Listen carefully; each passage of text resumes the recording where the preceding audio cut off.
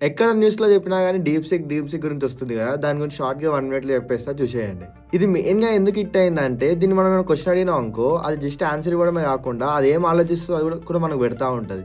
So, ఆ ఆలోచనలో మనం చదువుతా ఉంటే మనకి అది ఎట్లొచ్చిందని చెప్పి ఆన్సర్ లాజిక్ అర్థమవుతది. దీనివల్ల ఇది మెయిన్‌గా హిట్ అయింది. కోడర్స్‌కి చాలా ఘోరంగా యూజ్ అవుతుంది. ఇంకొక రీజన్ ఏందంటే చాట్‌జీపీటీకేమో మనం ప్రాంప్ట్ ఇవ్వాలి. అది ప్రాంప్ట్ ఎలా అంటే ప్రతి ఒక్కటి డీప్‌గా ఎక్స్‌ప్లెయిన్ చేస్తే గాని అది చక్కగా రిప్లై ఇవ్వదు మనకి. అదే డీప్ సింక్ ఏమో అలా కాదు. మనం కొంచెం బేసిక్‌గా క్వెషన్ అడిగినా గాని అది మొత్తం ఆన్సర్ ఇవ్వగలుగుతది. దాంతో మనకి చాలా పెద్ద డిఫరెన్షియేషన్ వస్తది. ఎందుకంటే ప్రతి ఒక్కటి దానికి అడగాల్సిన అవసరం లేదు. ఇది ఒక పర్సనల్ ట్యూటర్‌లా పనిచేస్తది. లైక్ ఒక పర్సనల్ టీచర్‌లా పనిచేస్తది. ఇది ఇంకో పెద్ద డిఫరెన్షియేషన్. థర్డ్ డిఫరెన్షియేషన్ ఏంటంటే చాలా తక్కువ కాస్ట్. నార్మల్‌గా అయితే చాట్‌జీపీటీ ప్రీమియం వెర్షన్ కూడా ఇంత మంచి అవుట్‌పుట్ ఇయ్యదు. ఇదేమో ఫ్రీగానే మనకి ఇంత మంచి అవుట్‌పుట్ ఇస్తుంది. And at the same time ఇది చైనా నుంచి వచ్చింది. తక్కువ కాస్ట్‌తోని వీళ్ళు బిల్డ్ చేశారు.